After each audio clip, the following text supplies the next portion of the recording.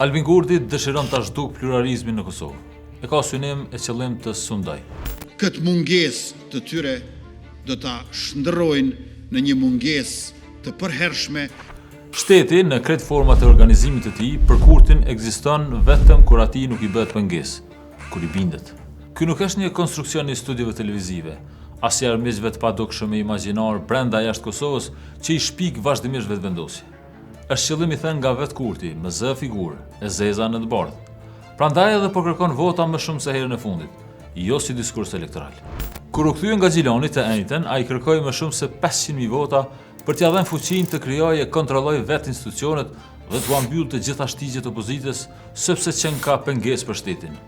Ky është një qëndrim i rrezikshëm për demokracinë, sepse opozita, siç ka qenë dikur vetëvendosje, nuk është armik i shtetit. Ideja se ajo po e mban shtetin peng vetëm pse nuk i bindet pushtetit, është logjik tipike e liderëve që fillojnë ta barazojnë veten me shtetin.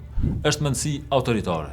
Dëshirën e njëjtë që opozita të mos ekzistojë fare në parlament e shprehu edhe në seancën e fundit të Kuvendit, kur bëri makinacione për zgjedhjet e presidentit. Shpresoj e besoj që votuesit e tyre këtë mungesë të tyre do ta shndërrojnë në një mungesë të përhershme.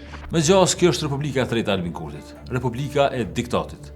Një republikë ku pushteti përcakton kush meriton të ekzistojë në jetën publike politike. Në këtë republikë nuk është askush i sigurt. E sigurt është vetëm radha, sepse fillon nga kundërshtarët politik dhe vjen më pas për kritikët, mediat, shoqërinë civile, deri te vetë qytetari që guxon të mos pajtohet. Sepse pushtetet me mendësi autoritare nuk e kanë kurrë një armik. Kur e largojnë njërin, e kërkojnë të radhës.